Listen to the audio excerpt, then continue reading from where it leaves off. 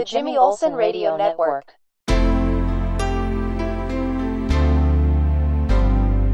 Welcome to Bible Storytime, 1 Kings 22, 1 through 40. There was peace between Israel and Syria for the next 2 years, but in the third year, King Jehoshaphat of Judah went to see King Ahab of Israel. Ahab asked his officials, "Why is it that we have not done anything to get back Ramoth in Gilead from the king of Syria? It belongs to us." And Ahab asked Jehoshaphat, "What will you go with me to attack Ramoth?" "I am ready when you are," Jehoshaphat answered. "And so are my soldiers and my cavalry. But first, let's consult the Lord." So Ahab called in the prophets, about 400 of them, and asked them, "Should I go and attack Ramoth or not?"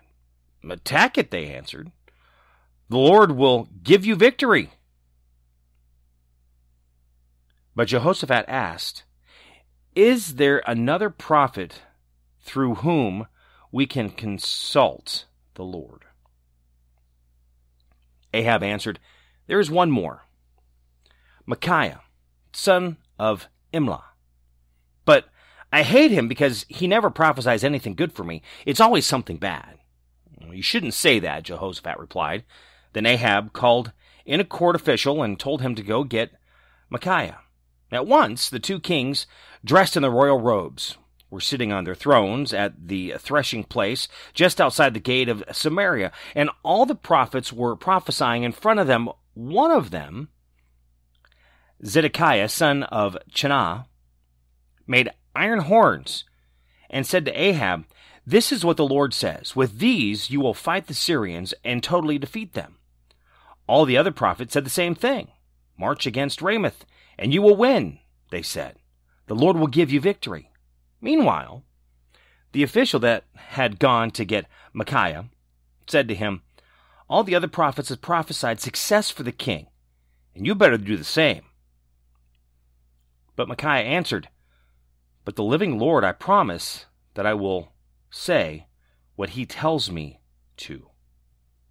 When he appeared before King Ahab, the king asked him, "Micaiah, should King Jehoshaphat and I go and attack Ramoth or not?" "Attack!" Micaiah answered.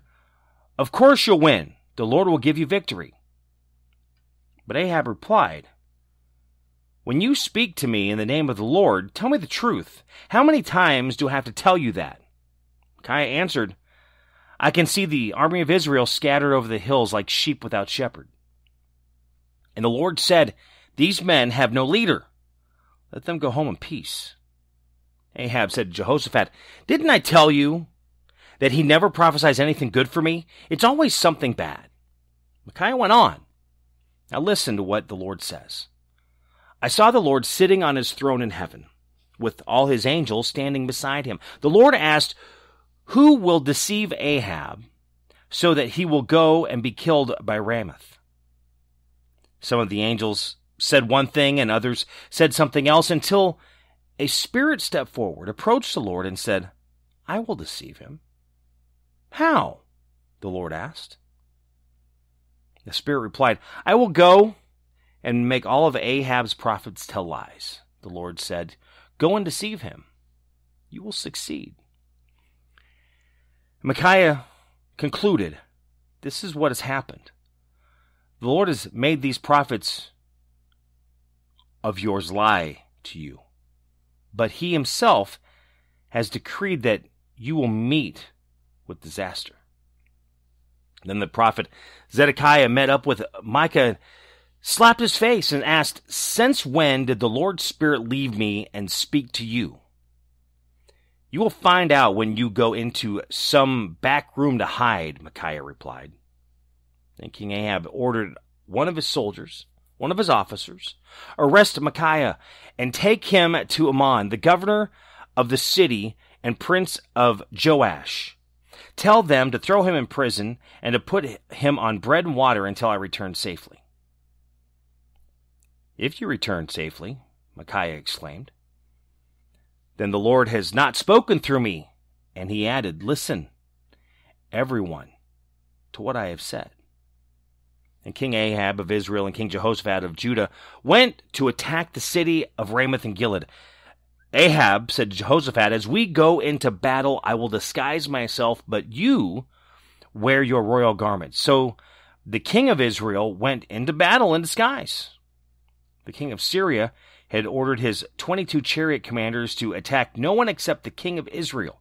So when they saw King Jehoshaphat, they all thought that that was the king of Israel, and they turned to attack him.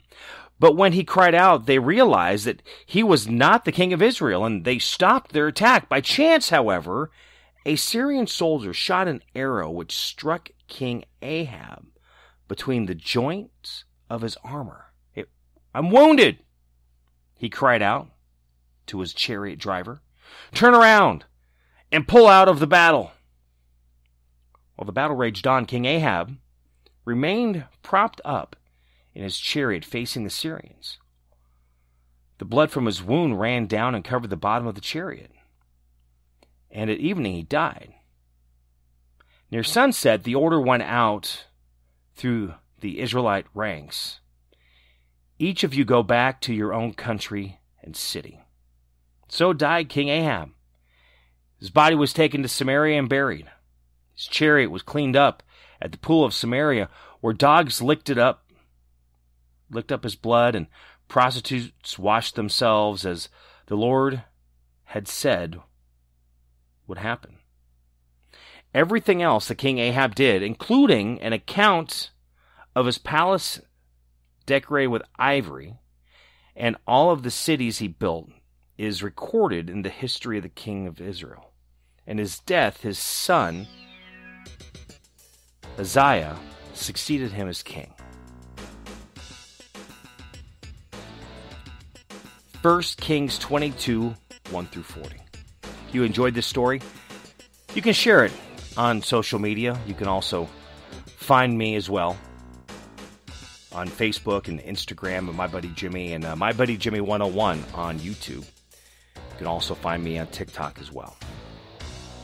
Spinal adjustments provided by Dr. Chad Rolfson. The Spinal Tuning Chiropractic Center is a Des Moines area low flat fee per month unlimited chiropractic care practice. When life happens, just adjust. Schedule today at spinaltuning.com. Barbecue provided by Kenny's Rib Wagon, catering ribs for your pleasure and serving daily at Plaza Pub, 62nd and Douglas in Des Moines, across from Merle Hay Mall. Find Kenny's Rib Wagon on Facebook. The Jimmy Olsen Radio Network.